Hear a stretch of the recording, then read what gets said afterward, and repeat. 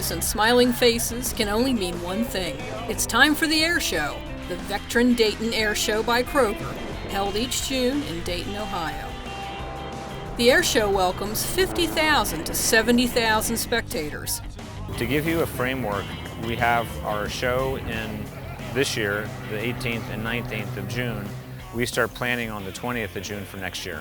So we immediately meet, have conversations about debriefing how our show went, planning for how the show is going to go next year, and it's a year-long event with a $1.3 million budget for a 2-day weather-affected event. There's plenty to do, lots to see, and lots to eat.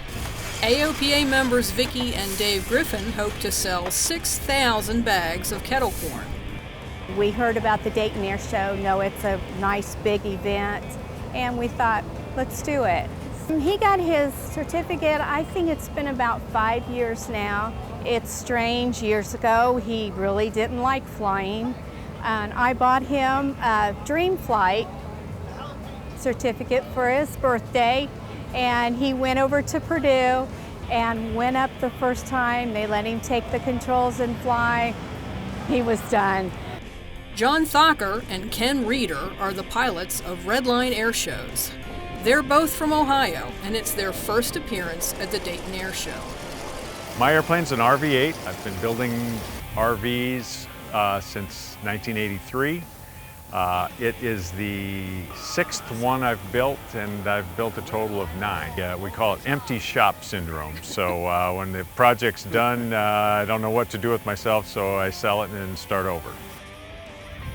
Oh, this is great. I've been coming to this air show since I was a kid, a teenager, watching these guys fly, and with a couple of the other air show acts I was just talking about. A lot of times I was on the other side of the fence here watching the guys fly, but just an observer.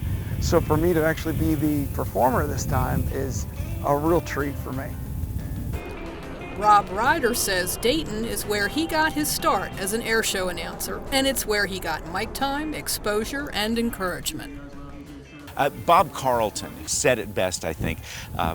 He says, my heroes are now my friends. And when I started volunteering here at Dayton, I'm looking at people like Sean D. Tucker and Patty Wagstaff and people like that, and with stars in my eyes.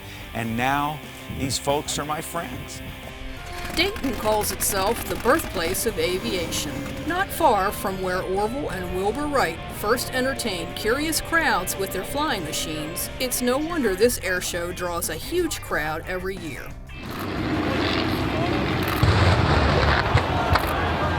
Jill Tallman, AOPA Live.